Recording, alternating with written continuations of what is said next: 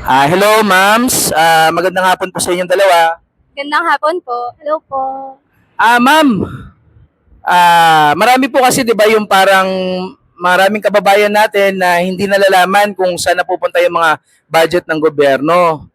Kagaya na lang halimbawa nitong 142 billion na insertion daw ni Senate President Chis Escudero.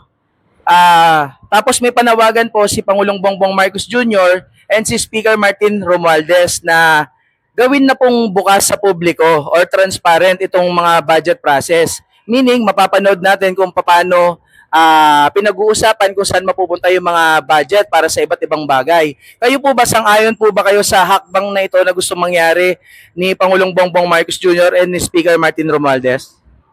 Ako po, sang-ayon ako dito sa pinapanukala or isinusulong na batas or panawagan na gawing publiko or isa publiko yung ating national budget.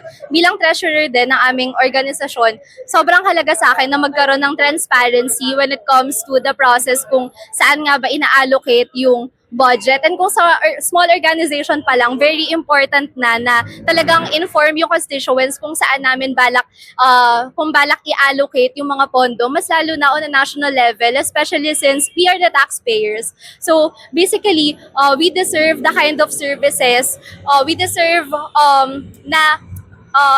deserve natin na malaman kung saan nga ba napupunta yung mga tax na binabayad natin, and by making it public, by making the information available to the mainstream media, to social media, basically, and to all Filipinos, mas ma-hold natin sila accountable for whatever decision that they're going to make about about the taxpayers' money. Kayo naman po, ma'am, ano po yung masasabi nyo tungkol dun sa katanungan na yun nga po, yung may budget, yung mga budget, hindi alam ng maraming Pilipino kung saan napupunta. Ngayon, panawagan ni Pangulong Bongbong Marcos Jr. and Speaker Martin Romualdez na maging open po ito sa publiko, maging transparent. Kagaya nung halimbawa, nung budget insertions ni Senate President Chis Escudero na nagkakalaga doon ng 142 billion. Sa pag ganito na yung proseso na magiging open na siya, so pwede nating malaman kung saan napupunta yung halimbawa yung ganong budget. So kayo po, ano po yung opinion nyo tungkol dito? Personally for me, I also agree with my classmate din na dapat talagang isa publiko itong mga ganitong process, because whether we admit it or not, napakahirap talaga malaman kung saan talaga napupunta yung mga tax monies natin.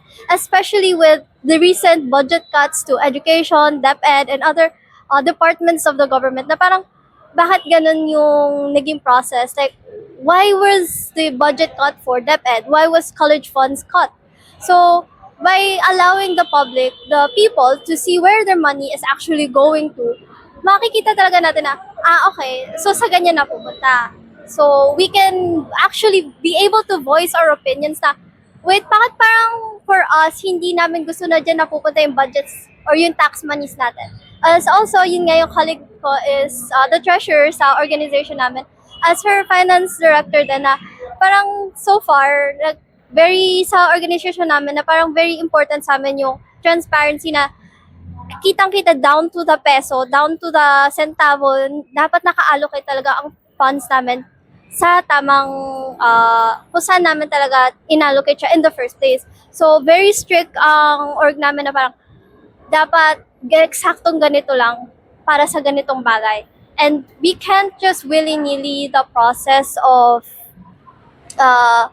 yun nga, pag-allocate ng funds. So, very transparent din kami sa org din namin na isa nga sa, yun, pinaghihirapan namin is to ensure that the members or yung sa mga student bodies or outside ng student bodies, alam nila saan napupunta yung mga tuition fees nila sa kung anong student merch ba, kung saang events ba napupunta yung mga, kasi ang mahal din ng tuition fee namin. So, imagine that on a national level.